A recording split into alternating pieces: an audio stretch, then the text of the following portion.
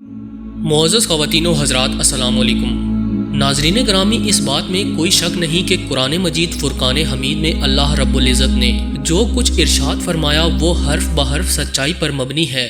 قرآن پاک میں فرعون کا ذکر بھی آیا ہے۔ آج ہم فرعون کے حوالے سے ایک اہم ریسرچ آپ سے شیئر کریں گے کہ فرعون کی لاش پر تحقیق کرنے والا ایک انگریز کیسے مسلمان ہوا اور دوران تحقیق اس انگریز نے کیا کچھ محسوس کیا۔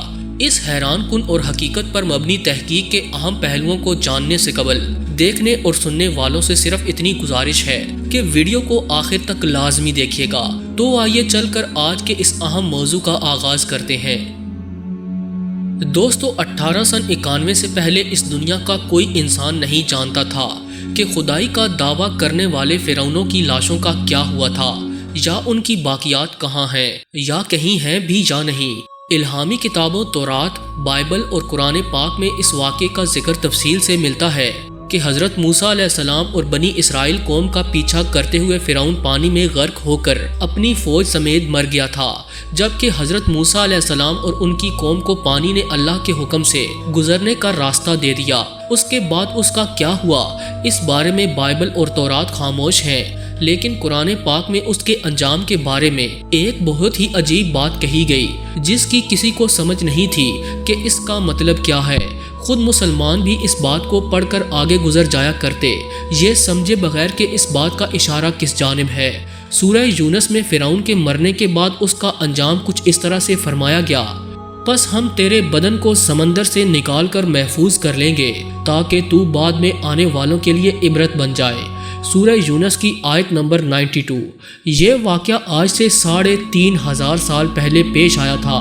فرعون کے ڈوب کر مر جانے کے بعد سمندر نے اس کی لاش کو اللہ کے حکم سے باہر پھینک دیا، جبکہ باقی لشکر کا کوئی نام و نشان نہ ملا۔ مصریوں میں سے ایک شخص نے ساحل پر پڑی اس لاش کو پہچان کر اہل دربار کو بتایا۔ فرعون کی لاش کو محل پہنچایا گیا۔ درباریوں نے مثالیں لگا کر اسے پوری شان اور احترام سے تابوت میں رکھ کر محفوظ کر دیا۔ حنوط کرنے کے عمل کے دوران ان سے ایک غلطی ہو گئی تھی۔ فرعون کیونکہ سمندر میں ڈوب کر مرا تھا اور مرنے کے بعد کچھ عرصے تک پانی میں رہنے کی وجہ سے اس کے جسم پر سمندری نمکیات کی ایک تہ جم چکی تھی۔ مصریوں نے اس کی لاش پر نمکیات کی وہ تہ اسی طرح رہنے دی اور اسے اسی طرح سے حنوط کر دیا گیا۔ دوستو، وقت گزرتا رہا، زمین و آسمان نے بہت سے انقلاب دیکھے جن کی گرد کے نیچے سب کچھ چھپ گیا، حتیٰ کہ فرعونوں کی حنوط شدہ لاشیں بھی زمین کی تہوں میں چھپ گئیں۔ ان کے نام صرف کتابوں، ان کی تعمیرات اور لوگوں کے ذہنوں میں رہ گئے۔ اس واقعے کے 2000 سال بعد اس دنیا میں اللہ کے آخری نبی حضرت محمد صلی اللہ علیہ وآلہ وسلم تشریف لائے۔ ان پر نازل ہونے والی آخری کتاب میں فرعونوں کے قصے بڑی تفصیل کے ساتھ بیان کیے گئے تھے، اور اسی سلسلے میں اس فرعون کا جسم محفوظ کرنے کی بابت آیت بھی نازل ہوئی، جس کی سچائی پر اہل ایمان کا پختہ یقین تو تھا، لیکن وہ سمجھنے سے قاصر تھے کہ خدائی کا دعویٰ کرنے والے کی لاش کہاں محفوظ کی گئی اور کیسے اسے عبرت کا نشان بنایا جائے گا۔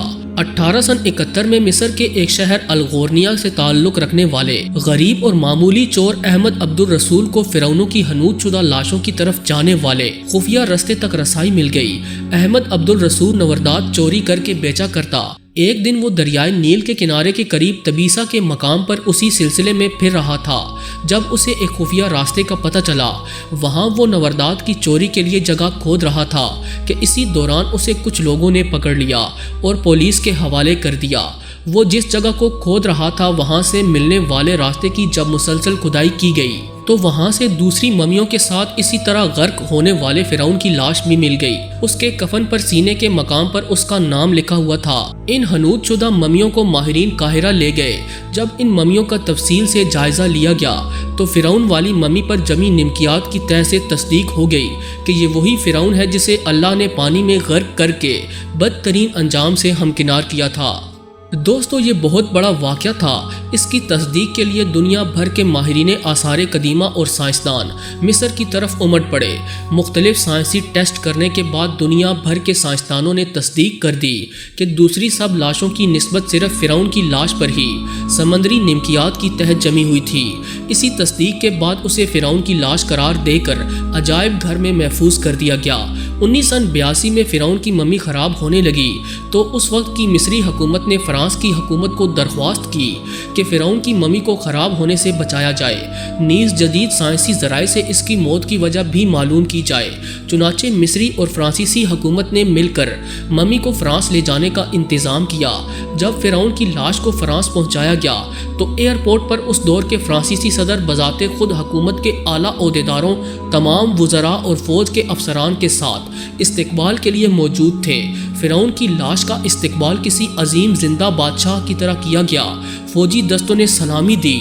فرعون کی ممی کو ماہر ڈاکٹروں کی ٹیم کے حوالے کر دیا گیا۔ اس ٹیم کی سربراہی ڈاکٹر مورس بوکائے نے کی۔ مائکروسکوپک ٹیسٹوں کے ذریعے ممی کے تمام اعضاء کا باریک بینی سے جائزہ لیا گیا تو معلوم ہوا کہ اس لاش اور جسم میں سمندری ذرات ابھی تک موجود ہیں اور موت کی وجہ بھی پانی میں ڈوبنے کی وجہ سے ہوئی۔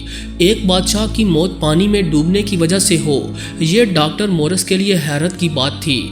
اس نے ممی کے بارے میں مزید جاننے کی کوشش کی تو اسے معلوم ہوا کہ اس بادشاہ کی موت کے حالات مسلمانوں کے نبی حضور اکرم صلی اللہ علیہ وآلہ وسلم پر اتری کتاب یعنی قرآن پاک میں تفصیل سے درج ہیں۔ اسے علم تھا کہ جہاں سے یہ لاش ملی ہے وہ ایک اسلامک ملک ہے، چنانچہ تجسس کے ہاتھوں مجبور ہو کر وہ مصر پہنچا۔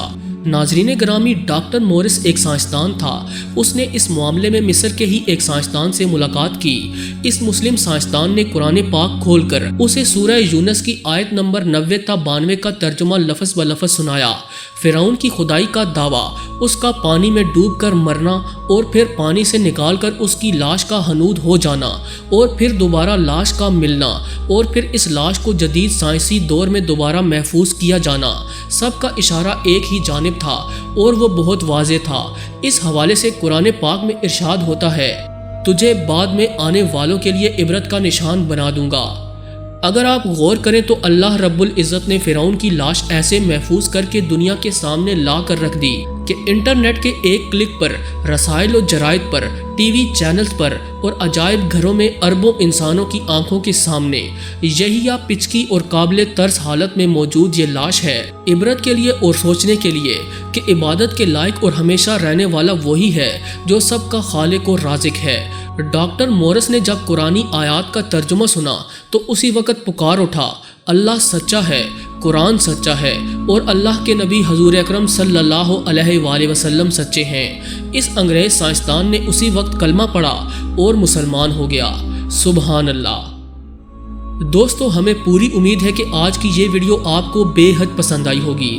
ویڈیو پسند آنے کی صورت میں اسے لائک ضرور کیجیے گا اور دیگر دوستوں کے ساتھ شیئر کرنا ہرگز نہ بھولیے گا۔ ایسی ہی امیزنگ اور دلچسپ ویڈیوز دیکھنے کے لیے ہمارے اس چینل کو سبسکرائب بھی کیجیے۔ آج کی ویڈیو میں بس اتنا ہی۔ اگلی ویڈیو تک کے لیے اللہ نگہبان۔